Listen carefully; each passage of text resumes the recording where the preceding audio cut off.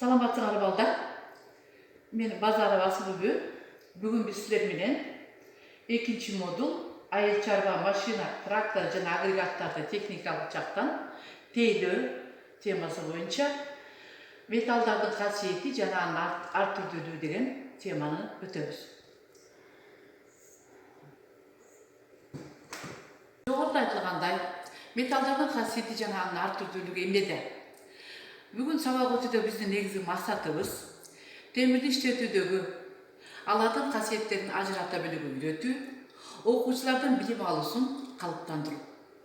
Темір, металл, болот, чугундардың өзгөчөлүктөрүн ажырата билүүгө көрүктүрүү, окуучулардын ойлоосун, салыштырмалуулугун, эске сактоосун жана эң башкы алардын тандоосун өстүрүү.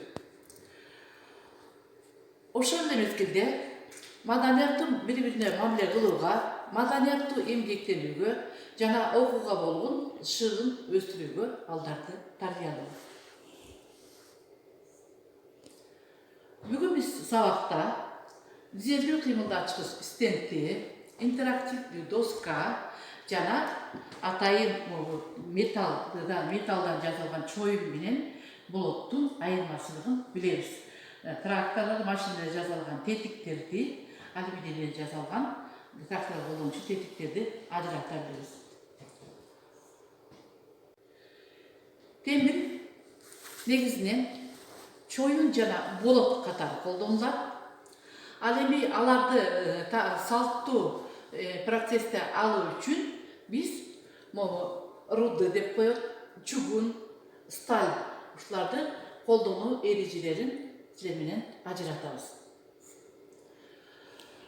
Өнөр жайлык эң маанилүү куймалар чоюн жана болот.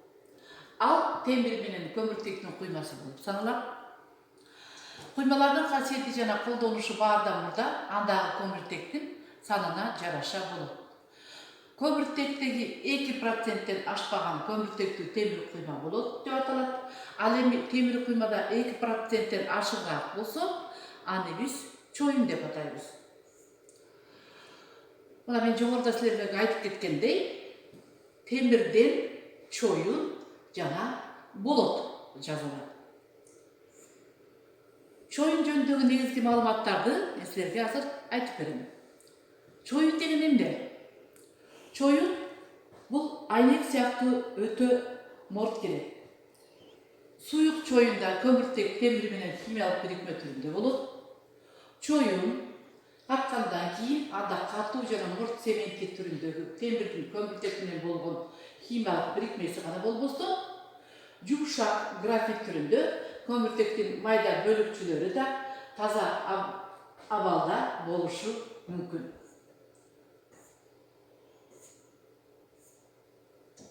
Сементи түрүндөгү көмүртеги бар чоюндун сыныгынын түсү агыш келип, ал ак чоюн деп аталат.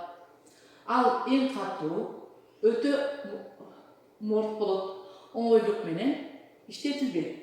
Ошондуктан аны узак убакыт жашыртуу менен чоюуга жарамдуу чоюнду алышат. Могу жерде силер көрүп тургандай, чоюнду алыш үчүн атайын өтө катуу чоң градуста отко какталат дагы, могу иш процесси жүрүп жатканда көрүп тургандай, монтип коюлуп чоюндун формалары жасалат. Мында балдар биз чоюн жөнүндө маалымат болбосо, модификацияланган чоюн деп дагы өзгөчө айтабыз. Модификацияланган чоюндун кадимки чоюнга караганда өтө жогорку тыкыздыкта жана туруктуулукта болуп, ички чыңалышы төмөн болот.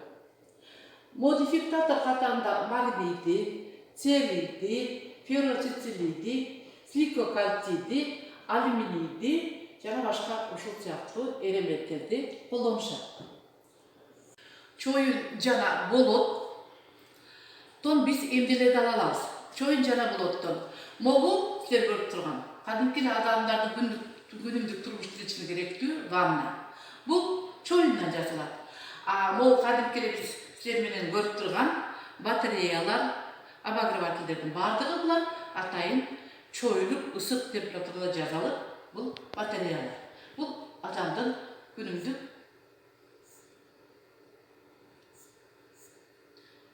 турмушта жароочу каражаттар. А болоттон эмне жасалат? Болоттон ай чагма машинанын тетиктери, мына өзүңөр көрүп тургандай, могу тетиктер мына могу шестиграммный катушка деп аталат. Бул карасаңыз булар абдан катуу, оңой менен сынбайт. Бул чоң ай чагма машинанын тетиктеринде өтө чоң ролду ойнойт. Мына могу өзүңөр көрүп турган могу дагы пушуруктагы болоттон жасалган. Бул болсо катушка деп коет. Бу да катушка, бу дагы болоттон жасалган, абдан катуу, оңой менен сынбайт. Ал эми могу силер көрүп турган тетик, бул трактордун тетиктери, машинанын тетиктери. Булар өтө морт келген ак чоюндан жасалган тетиктер деп аталат. Мына ошо типиш силер менен каяка колдоноорду, чоюн менен болоттун кайда колдоноорун балдар. Бул чоюндар модификацияланган чоюн СМЧ тамгалары менен белгиленет. Жана ага чоюгон жана ийген кездеги туруктуулугунун чегин көрсөтүүчү цифралар менен белгиленет. Ошондой эле боз чоюн модификациялоо менен жогорку туруктуулуктагы чоюнду алышат. Мындай чоюндун маркалары ВЧ тамгалары, жогорку туруктуулуктагы чоюн дегенди билдирет. Ал эми цифралары болсо, чойгон кездеги туруктуулуктун чегин КГС менен жана узартуунун процентин ВЧ50, 1,5, ВЧ60, 2 деген менен көрсөтүлөт. Могу силер көрүп турган сүрөттө болсо, бул жерде биз эмнени көрүп атабыз? Балталарды түрлөрүн, балкаларды, геркилерди, атайын кычкачтарды, атайын отверткаларды жасалган, чоюндан жасалган, ак чоюндан жасалган, модификацияланган каражаттарды колдонобуз. Муну биз күнүмдүк турмушубузга жана ай чарба машиналарын тейлөөдө эң керектүү инструменттер катары колдонобуз. Боз же модификацияланган чоюнга анчалык көп эмес никелди, хромду, молибенди элементтери менен кошуу менен легирленген чоюнду алышат. Бул чоюндар жогорку механикалык туруктуулугу жана жакшы иштетилиши менен балдар, боз же модификацияланган чоюнга анчалык көп эмес никелди, хромду, молибенди жана башка ушул сыяктуу элементтерди кошуу менен легирленген чоюнду алышат. Бул чоюндар жогорку механикалык туруктуулугу жана жакшы иштетилиши менен айырмаланат. Узарта чоюнга жарамдуу чоюнду алуу, ак чоюнду көпкө чейин ысытуу жана 9000 температурада көпкө кармоо менен жүргүзүлөт. Бул процесс өтө узак, 3-4 күн убакытты алат. Жашып алат да, аны жашытуу процесси деп атайбыз. Мындай чоюнду КЧ маркасы чоюн, узартууга жарамдуу чоюн дегенди билдирет. Ал эми цифралары болсо, чойгон кездеги туруктуулугу чегинен КГС менен жана узартуунун проценти менен көрсөтүлөт. Ошондо деп биз бүгүн чоюн жөнүндө жалпы маалымат алдык. Эми металлдарды териндик жол менен иштетүү жөнүндө жалпы маалыматтарга токтолобуз. Териндик жол менен иштетүүнүн негизги түрлөрү булар эмнелер? Сугаруу, нормалдаштыруу, чыңоо жана жашытуу болуп эсептелет. Сугаруу болот бир катар өзгөчө касиеттерге ээ болот. Атап айтканда ички түзүлүшү майда бүртүктүү болот. Бул болсо механикалык касиетин жакшыртат. Мына буларды өзгө жана жогоруда айтып кетпедимби? Чоюн менен болоттун айырмачылыгы эмнеде? Чоюнда жалаң мондай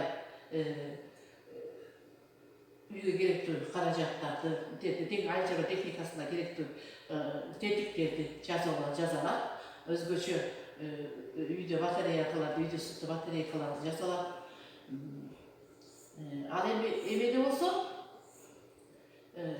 болотто болсо, ондай өтө катуу, бекем, туруктуу болоттун темирлери жаралып жашоодо колдонобуз. Ал эми биз азыр сиздер менен болот жөнүндө маалыматтарды окуп үйрөнөбүз. Болот бул химиялык составы жагынан көмүртектүү жана легирленген болуп экиге бөлүнөт. Көмүртектүү болоттун составында темир, көмүртек, кремний, марганец, фосфор, күкүрт кирет. Булар кадимки элементтер деп аталат. Легирленген болоттун составына кадимки элементтерден тышкары бөтөнчө касиеттерди пайда кылуучу, кошулуучу атайын элементтер өзгөчө айтылат. Алар никель, хром, вольфрам, вандий, кремний, титан жана башка ушул сыяктуулар. Көмүртектүү болот деп эмнени айтабыз? Көмүртектүү болотко көмүртектин кошулушу негизги таасирин тийгизет.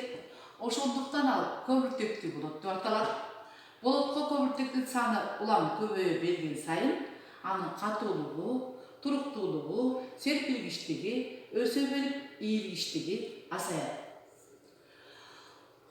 Болот бир кыйла жумшактап жана ал абдан ийилгич болуп калат да, жеңил иштетилет. Мурдагы териңдик иштетүүдө ошондой эле согууда, куюуда болоттун ички ышык алышынын пайда болгон өтө морттугу жана соконун күчүнүн каршылык көрсөтүүсүнүн оштугу чектетилет. Составында көмүртектүү болушу жагынан болот аз көмүртектүү, көмүртеги 0,25%ке чейин, орточо көмүртектүү деп аталат. Көмүртеги 0,25%тен 0,16%ке чейин жана жогорку көмүртектүү деп аталат. Ал көмүртеги 0,6%тен 2%ке чейин болуп бөлүнөт. Болотту бир кыйра жумшартат жана абдан ийилгич болуп калат да, ал жеңил иштетилет.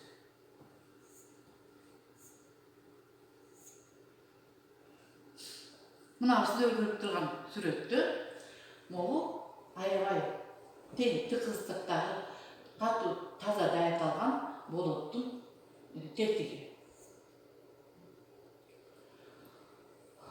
Болот колдонушу жагынан көмүртектүү болот. Конструкциялык көмүртеги 0,17%ке чейин жана инструменттик көмүртеги 0,17%тен жогору болуп бөлүнөт. Алдар инструменттик көмүртектүү болот сапаттуу жана жогорку сапаттуу болуп бөлүнөт. Легирленген болот деп эмнени айтабыз? Атайын кошулмалары бар болот, механикалык касиеттери бөтөнчө жогорку же физикалык, химиялык касиеттери ар түрдүү болгон тетиктерди даярдоо зарылдыгына байланыштуу өнөр жайдын ар кандай тармактарында кеңирээк колдонууга ээ болду. Жогорку сапаттагы конструкциялык көмүртектүү болот электр пештеринде эритилет жана күкүрт менен фосфордун проценти эң аз санда болот. Ал 0,8, 10, 15, 20, 25, 30, 35, 40, 45 жана башка сыяктуу маркалар менен белгиленет. Цифралар көмүртектүү болушу проценттин 100-ден 1 бөлүгүнөн көрсөтүлөт. Жогорку сапаттагы конструкциялык көмүртектүү болот машиналардын орчулдуу тетиктерин даярдоо үчүн көп пайдаланылат.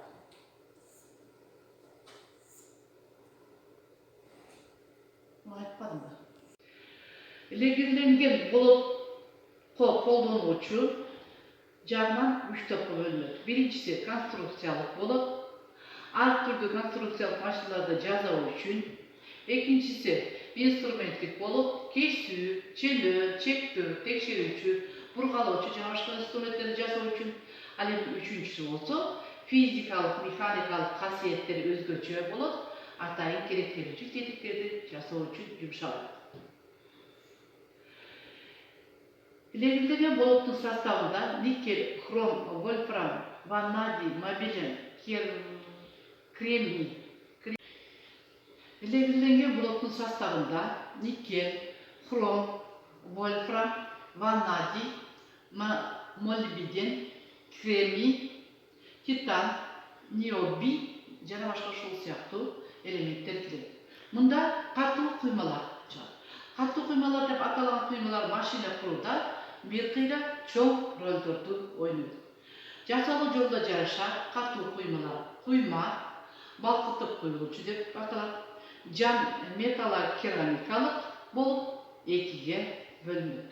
Жалпы жөнүнөн балдар биз болотту жана балдар мына биз жалпы жөнүнөн силер менен болот жана чоюн жөнүндө маалыматты алдык. Эми ушул маалыматтын негизинде силер үйдөн могу ушуктоочу суроолорго жооп берип, жолун аткарасыңар. Чоюн жана болот жөнүндө эмнени уктуңар, эмнени билесиңер? Чоюндун касиеттери жана каякка колдонулат? Болот деген эмне? Анын бөлүнүштөрү кандай тетиктер жасалат? Жана эмнеге колдонулат? Мына ушул тапшырманы аткарып келесиңер.